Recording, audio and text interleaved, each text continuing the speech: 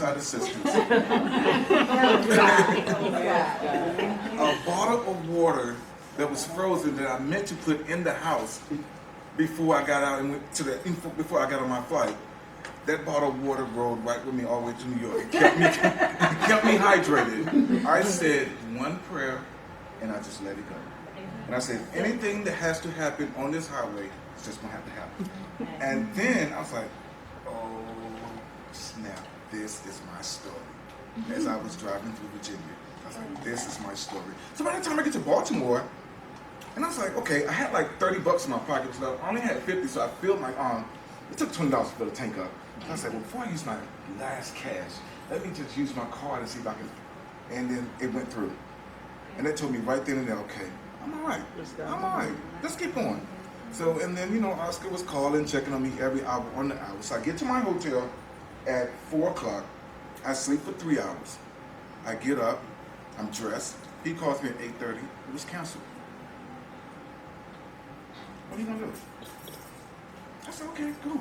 He said, but I tell you what, since you came this far, you and I, we could have lunch so we can meet up, because I wanted to meet him. I was a fan. So we met up, we did a little shopping. Noon, I was on my way back to North Carolina. I drove all night, got there at 1 o'clock, 5:30. I worked all day in the salon. He called me Saturday, can you come back Monday? Yes. Sunday, I tried to call and change my flight over from the whole mishap. The flight attendant told me it would be $1,000 to change my flight. And she was cranky boobs. She was no help at all. And I was like, Miss, you got time for me to tell you this story? She said, go ahead. I told her the whole entire story. And when I finished telling her the story, she said, sir, all you have to do is just pay 20 bucks to change this flight over. She said, and that was a beautiful story, and I wish the best for you, and I will hear your name in Hollywood. And so after that, Oscar and I, and let me go, and then while researching, I knew that Oscar was with Ken Barbosa, so I wanted to join the assistance list. So one day I flew up, it was canceled again. I said, okay, cool. So now I knew when I went to Ken Barbosa, I would have something to fall back on in terms of, okay, yeah, I assisted Oscar, I'm the one who came up, I'm the one who did it, yeah, it was me. So I went to Ken Barbosa after everybody said, don't do this, don't do that, don't go to him. I went to him, whenever I'm in New York, I stopped by, he's like, I called him. He said, well, if you're ever in New York, just stop by. So a few people from my class were like, no, Antwon, you don't need to stop by, you don't need to stop, your portfolio is not that strong.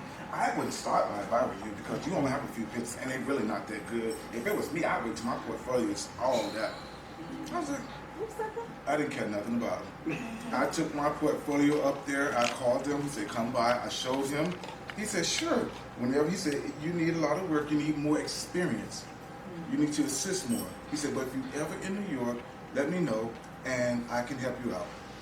I said, so if you ever need an assistant, let me know. He said, sure. Okay. November. Okay, so what we did, Oscar and I, at the time we were at Hadia Barbell's salon.